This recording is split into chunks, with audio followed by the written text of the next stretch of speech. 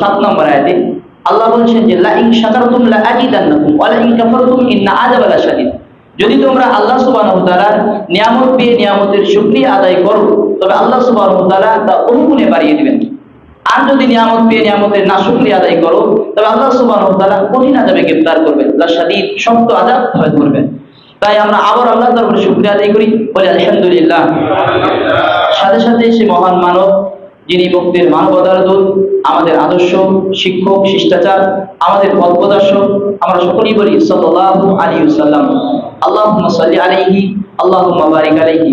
সম্মানিত দিনী ভাই, আল্লাহ সুবহানাহু ওয়া তাআলা আমাদের কাছে আমাদের ইবাদতগুলো সালাত এবং বিভিন্ন ইবাদতের মাধ্যমে আমরা আল্লাহর নৈকট্য হাসিল করতে পারবো।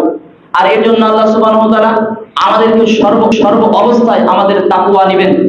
যেমন রমাদান মাসগুলোতে আমরা বিগত 1 মাস সিয়াম পালন করেছি, যেমন আমরা সিগারেট খেলেও রমাদানের মধ্যে সিগারেট খাইনি, জর্দা খেলেও রমাদানের মধ্যে সিগারেট খাইনি, কারণ আমরা সিয়াম আছি যেন আমাদের সিয়ামটা পরিপূর্ণভাবে হয়।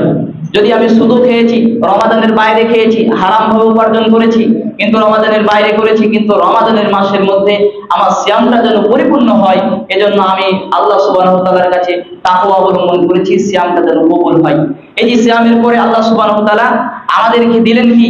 এরপরে আল্লাহ সুবহানাহু ওয়া তাআলা আমাদের কুরবানি করতে বলছেন। এই কুরবানির মাধ্যমে আল্লাহ আমাদেরকে তাকওয়া নিতে বলছেন।